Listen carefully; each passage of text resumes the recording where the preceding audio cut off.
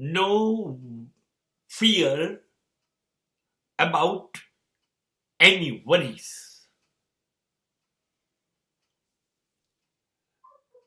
શું કરવું? એક વાક્ય સાંભળ્યું હતું, ચિંતા એ ચિતા સમાન છે. ચિતા ક્યારે પ્રગટાવવામાં આવે? જ્યારે મૃત્યુ થાય ને ત્યારે શબને એની પર મૂકી દઈએ અને બળી જાય. બસ શબ બળી ગયું, એની સાથે બધી ચિંતાઓ ચિતા ખાઈ ગઈ.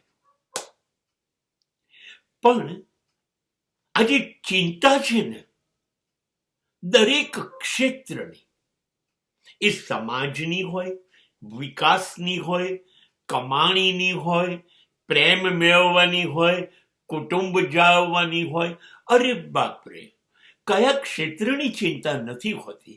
અને આ જે ચિંતાઓ છે એની સાથે જીવવું પડે છે. નથી જીવાતું. જીવવું ઝેર થઈ જાય છે આ ચિંતાઓ સાથે. અને માટે એ ચિંતા ચિતા સમાન છે.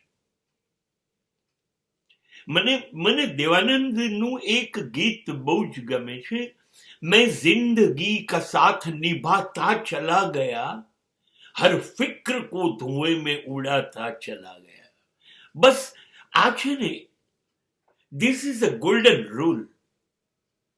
એનું કારણ છે જીવન લીધું છે, શ્વાસ છે આપણી સાથે, અને એ રહેશે ત્યાં સુધી ચિંતાઓ તો રહેશે જ ને. તો શું કરીએ? મારી ચિંતાઓ જે છે એને ક્યાં જઈને મૂકી આવું? જિંદગી મારી છે, મારી સાથે છે, તો મારી જિંદગીની ચિંતાઓ મારી સાથે જ હોય. એને ક્યાં મૂકી આવું? એને મારી સાથે લઈને ચાલુ ને. બધી ચિંતાઓ વિશે વિચારવું જ નથી. જે થશે દેખા જાયગા, કમ વોટ મેં.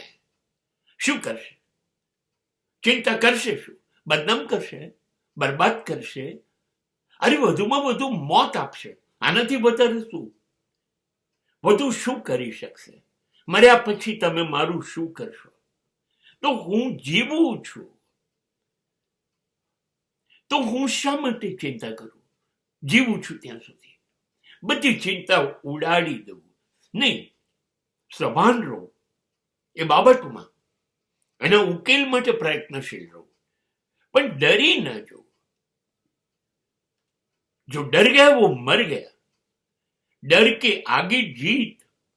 આ બધા સૂત્રો તો જીવન આપે છે આપણને. બધી ચિંતાને હવામાં ઉડાડી દઈએ. અને આ ગીત ગાતા ગાતા જિંદગીમાં દરેક ચિંતાઓએ ખસવાનું છે.